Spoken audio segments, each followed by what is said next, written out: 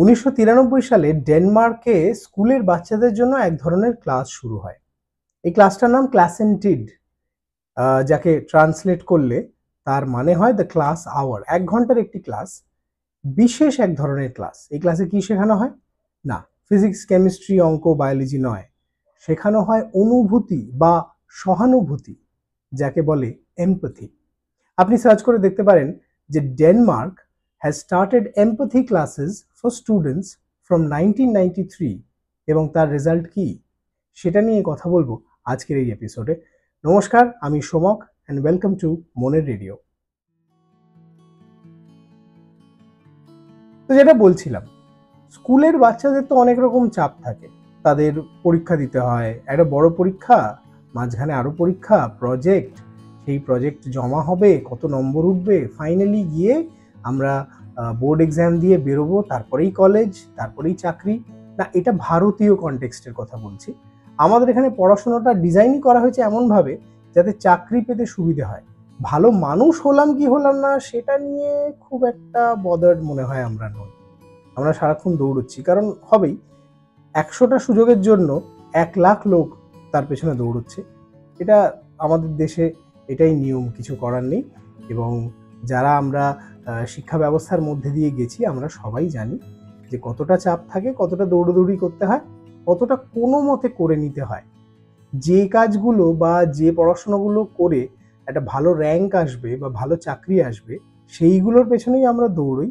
আর যেগুলো software subject, যেগুলো হয়তো ধারণা বা মনস্তত্ত্বে পরিবর্তন ঘটাতে পারে, সেইগুলোর দিকে অতটা নজর দেওয়া হয় না। অন্যদিকে ডেনমার্কে দেখুন, 1993 সাল থেকে এই ঘটনা শুরু হয়েছে এবং এতগুলো বছর পরে দেখা যাচ্ছে যে বাচ্চাদের সঙ্গে সেই ক্লাস শুরু হয়েছিল তারা বড় হয়ে আরো সহানুভূতিশীল, আরো সংবেদনশীল মানুষ তৈরি হয়েছে। এবং সবচেয়ে বড় ব্যাপার, বুলিং হ্যাজ কাম ডাউন। স্কুলে বা কলেজে বা যেখানে একসঙ্গে অনেকগুলো স্টুডেন্ট তারা একত্র হচ্ছে, সেখানে বুলিং একটা ফ্যাক্টর। সবাই একটু একে অপরের পেছনে লাগে এবং সেটা মাঝে মাঝে বাড়াবাড়ি রকম জায়গায় চলে যেতে পারে। কিন্তু এই ক্লাসের জন্য বুলিং হ্যাজ কাম ডাউন, এবং শুধু তাই নয়, mental health has also improved for students. এই পুরো বিষয়টা ইন্টারনেটে আছে, আপনি পড়ে নিতে পারেন। এটা নতুন কিছু নয়, আমি আপনাকে নতুন করে ইনফরমেশন দিচ্ছি না। কিন্তু আমি যেটা বলছি যে এটা পড়তে পড়তে আমার মনে হলো যে আচ্ছা, সত্যি যদি এরকম একটা সময় আসে পৃথিবীতে যখন সহানুভূতি বা ভালোবাসা বা অন্য মানুষের প্রতি একটা ভাবনা, একটা চিন্তা, তার অবস্থাটা ভেবে দেখা, এগুলো যদি আমরা সহজাতভাবে শিখতে না পারি, এগুলো যদি সত্যি ক্লাস রেখে মাস্টারমশাই রেখে শিখতে হয়, তাহলে সেই দুনিয়াটা কেমন হতে চলেছে। কারণ দেখুন, আজ একদিকে যেমন রয়েছে প্রচন্ড কম্পিটিশন, অন্যদিকে ইনসিকিউরিটি, এবং সেই ইনসিকিউরিটি বাড়াচ্ছে কিন্তু সোশ্যাল মিডিয়া। সেটা শুধু যে ক্যারিয়ারের ক্ষেত্রে তা কিন্তু নয়। ধরুন, কোনো একজন একটি 14 বা 15 বছর বয়সের ছেলে, সে এমন সব রিল দেখছে যার মনের ভেতরে হীনমন্যতা একেবারে পরিপূর্ণ হয়ে উঠছে। বা একটি 13 বছরের মেয়ে, সে এমন কন্টেন্ট দেখছে তাতে তার কনফিডেন্স লেভেল একেবারেই প্রচন্ড হার্ট তো হচ্ছেই, সে সেটা থেকে আর ফেরত আসতে পারছে না। এবং ফলে কি হচ্ছে, এই পুরো জিনিসটা করে অন্যদের সাথে এই যে বিষয়টা, এই দুঃখটা শেয়ার করতে না পেরে তার মনটা রুষ্ট হয়ে যাচ্ছে। সে কিন্তু একজন আনহ্যাপি ইন্ডিভিজুয়াল হয়ে যাচ্ছে। এই যে ক্লাসগুলোর কথা বলছি, এখানে 1 ঘন্টায় কি করানো হয় বলুন তো? যারা স্টুডেন্ট তাদেরকে বসিয়ে একে অপরের ফিলিং এর ব্যাপারে কথা বলা শেখানো হয়। আমাদের সমাজে বা বৃহত্তর পৃথিবীতেও নিজের ফিলিং নিয়ে কি আমরা সত্যি কথা বলতে পারি? যে আমার মনে এটা চলছে, আমার আজ মন খারাপ, বা আমি একটা প্রচন্ড সমস্যায় রয়েছি। আমরা যেটা প্রথমেই ভাবি যে কেউ বুঝবে না, কেউ সহানুভূতিশীল হবে না, নো ওয়ান উইল এম্পাথাইজ। কিন্তু এটা মনে কেন হয়? কারণ কারো সময় নেই, কারণ কেউ জানতে চায় না যে অন্য মানুষের কতটা দুঃখ, কারণ তার নিজের জীবনটা অতটাই দুঃখে চলছে।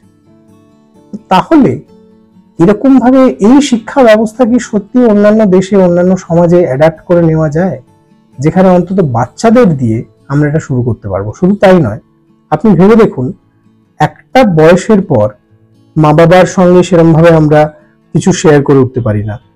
হয়তো জীবনে নতুন মানুষ এসছে, পার্টনার এসছে, তাদের সেইভাবে অনেক কিছু বলে উঠতে পারি না, কারণ আমরা এটাই ভাবি যে সে কি বুঝবে আমার কথা।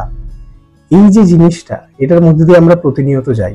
আমি আপনাকে জিজ্ঞেস করতে চাই যে এই যে আপনি যে বলেন না, মনের ভিতর যে ঝড়টা চলছে সেই ঝড় কাউকে উগরে দেন না, ভেন্ট করেন না, এবং তার কারণ তো এটাই নিশ্চয়ই যে কেউ বুঝবে না। আপনি কি ভাবছেন এই টপিক নিয়ে, বা এই যে কথাগুলো বললাম সেটা আপনি কমেন্টসে লিখতে পারেন। আমি চেষ্টা করব আগামী এপিসোডে সেগুলো পড়ে শোনানোর। কিন্তু আমার মনে হলো যে এটা একটা বৃহত্তর সমস্যার সামনে আমরা দাঁড়িয়ে আছি। একদিকে যেমন একটা বড় জিনিস হচ্ছে সিম্প্যাথি আর এমপ্যাথির পার্থক্য। বাংলায় দুটোই কিন্তু সহানুভূতি, কিন্তু তার মধ্যে একটা বিরাট ফারাক আছে। সিম্প্যাথি হচ্ছে যে দূর থেকে দাঁড়িয়ে কেউ কষ্টে আছে তার জন্য আমি আহাউহু করলাম, সবই ঠিক আছে। কিন্তু এমপ্যাথি হচ্ছে তার অবস্থাটা বুঝতে পারা, নিজেকে তার জায়গায় বসানো। এই নিজেকে তার জায়গায় আমরা বসাতে কি পারছি? আমরা কি আরেকজন মানুষের অবস্থা বুঝতে পারছি? আজকে শহরের রাস্তায় আপনি যদি গাড়ি নিয়ে, 2 চাকা নিয়ে বা 4 চাকা নিয়ে বেরোন, তাহলে বুঝতে পারবেন যে আশেপাশে সবাই এমন তাড়ায় রয়েছে যে কেউ 1 সেকেন্ডের জন্য ভাববে না যে সে আপনার গাড়িটা ঠুকে দিয়ে চলে গেল, বা তার কোনো ক্ষতি হলো, বা সে সিগন্যাল ব্রেক করলো। কারণ সবাই তাড়ায় রয়েছে, সবাই বিরক্ত, সবাই সময়ের সঙ্গে লড়াই করছে। এই সময়ের সঙ্গে লড়াই করতে করতে basic human emotions like empathy and even sympathy, সেগুলো আমরা হারিয়ে ফেলছি। তাই আমাদের মনে হয় এই এমপ্যাথি ক্লাসেসগুলো খুব দরকার। আজকের এই এপিসোডে আপনি আপনার দিক থেকে কিভাবে কাউকে এমপ্যাথাইজ করেছেন, বা কেউ এসে আপনার পাশে দাঁড়িয়েছিল, বা হয়তো উল্টো যেটা বললাম যে আপনি বলতে চেয়েও বলে উঠতে পারেননি, সমককে বলতে পারেন আমার কমেন্ট সেকশনে। আমি আবার কমেন্ট চিঠির এপিসোড নিয়ে ফেরত আসবো, যেখানে কমেন্ট সেকশনে কি লেখা আছে সেগুলো পড়বো। আজকের এপিসোড এইটুকুই। যদি ভালো লেগে থাকে ডেফিনেটলি শেয়ার করবেন এবং আমার এই চ্যানেলটিকে সাবস্ক্রাইব করবেন। এরকম মনের রেডিওর এপিসোড আরও নিয়ে আসবো। একটু মাঝে গ্যাপ পড়ে গেছে ঠিকই, কিন্তু আবার রেগুলার হওয়ার চেষ্টা করছি। তো ভালো থাকবেন, এবং সবচেয়ে বড় ব্যাপার, যদি সুযোগ পান কারোর সঙ্গে এমপ্যাথাইজ করবেন। Empathy is greater than sympathy. ধন্যবাদ।